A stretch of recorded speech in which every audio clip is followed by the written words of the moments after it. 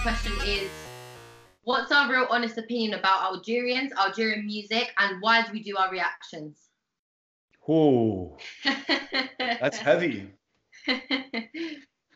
So that's like a three-part question. Double whammy, yeah, a triple whammy. My thoughts on Algerians is that they in particular are a very proud people. They are a very dignified people. They are a people that have seen a dark history, but have the intelligence and stamina to make sure that that history doesn't repeat itself. My attachment with the Algerian people comes from my attachment with the Lebanese people. The correlations there are plenty. So when we think about our past, we think about our civil wars or a foreign country's impact on our own, and what we've done to sort of survive from that and to maintain our dignity and our rights to live and to be, you know, really just dignified human beings. I think that that's really what drew me to the people, and then obviously the music. The music, when you think about, there's a lot of Algerian, I guess you could, so in Algeria they call them a Cheb, which is Cheb, and a Cheb means a young man in Arabic, and they usually put Cheb in front of the name if they're a very, I guess, really highly regarded singer or songwriter or whatnot. And you have Cheb Khalid, and there's another one called Cheb Hasni, and Cheb Hasni. Cheb, how do you say it? Cheb. Cheb, you got it. I got it. I know I had it, but before I called it Cheb. So, you know.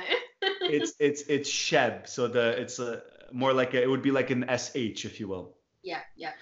And so that brought me into the music a little bit more. And obviously, you know, there's no need to really mention Soolking and sort of what his music and impact did for me in that country. But for me, I want to go a step further than that, and really recently, just with the revolution that happened over there, and my coverage on that music, and me, I brought in my boy Omar, I brought in Els, and we were really consuming and experiencing it from our own lenses.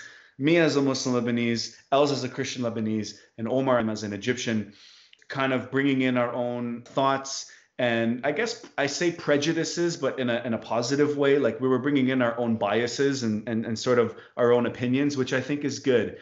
That helps with conversation. So, you know, Algerians are a, like I said, they're a dignified, strong people. They're very, very proud of who they are and where they're from. That's why I really try to respect the content whenever I'm reviewing or reacting to their stuff.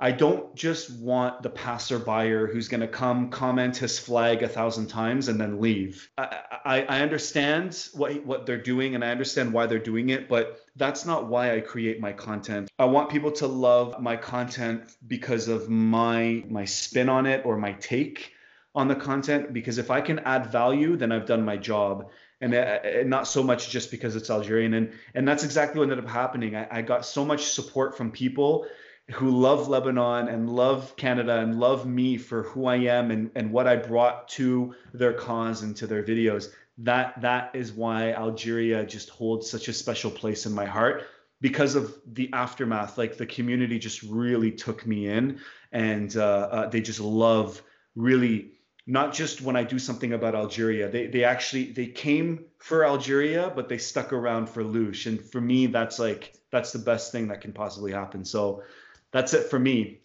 What about you? Back to the stage. Yeah.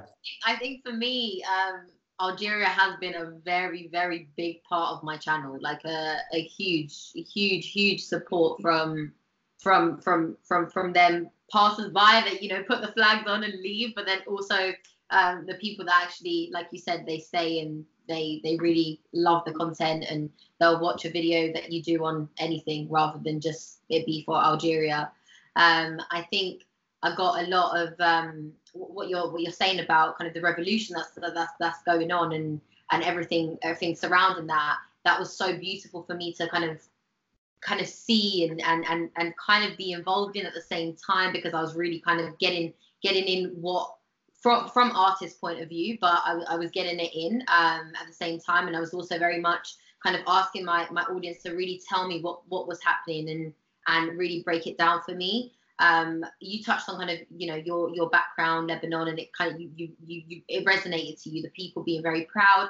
And I would say, I don't know if you know very much about kind of Albanian history, but I do, yeah. We had communism for many years, many years. And kind of being liberated was very much kind of our thing when we came out of communism. I was obviously not around at that time. I wasn't born at the time that kind of communism ended.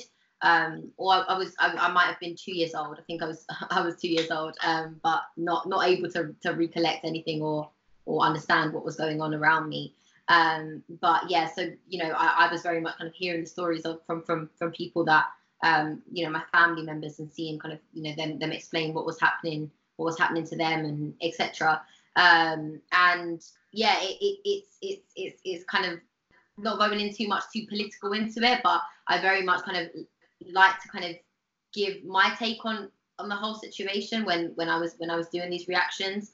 And for me, it wasn't so much, it was giving my perspective 110%, but again, I didn't want to be too involved into it to the point where I was like, you know, giving people ideas or thoughts about I was trying to keep it a very kind of biased level as well, at the same time, because it was more, I was trying to explain what was going on to anyone that might have caught that video or might have seen it and didn't really understand. Because like I said on my channel, I do a lot of, like, you know, the Maghreb is very much kind of in my, like, it's infiltrated my channel, but there's also other things that I do, and there's a lot of audiences that I've picked up doing that. So there is people that are coming into the comment sections and they're like, oh hi, I'm from Turkey, just watch this video, I love it, la la la la. And for me, having that kind of English translations in the video really adds to the viewership. And I made sure that, you know, at one point I could really kind of one, understand for myself, but also make an audience that didn't know what was going on or doesn't understand a certain situation, that it was good for them to come to my channel and they could see that side of it as well. And just patriotism can be really bad, but in some cases it can also be really, really good. If it's for kind of change, and if it's for making your country better, then I'm all for it. Like it's what I see with Algerians, and it's what I see with them kind of, not everyone, of course, but I do see that with kind of the young generation, where they're very much crying out for their Algeria, and they want it to be kind of, you know, that place of, you know, empowerment. And they're very strong with how they feel about their country. And then in terms of the music itself, the infrastructure in terms of music industry, I don't think is as it's developed as it should be. But again, we are seeing kind of artists flourish even from Algeria, not obviously touching on Soolking, because Soolking is very much kind of in the French scene at the moment. So when you relate to Soolking, yes, he is an Algerian artist, and I'm sure they're very proud to have him as someone that represents them. But I think he's very much kind of engulfed in the French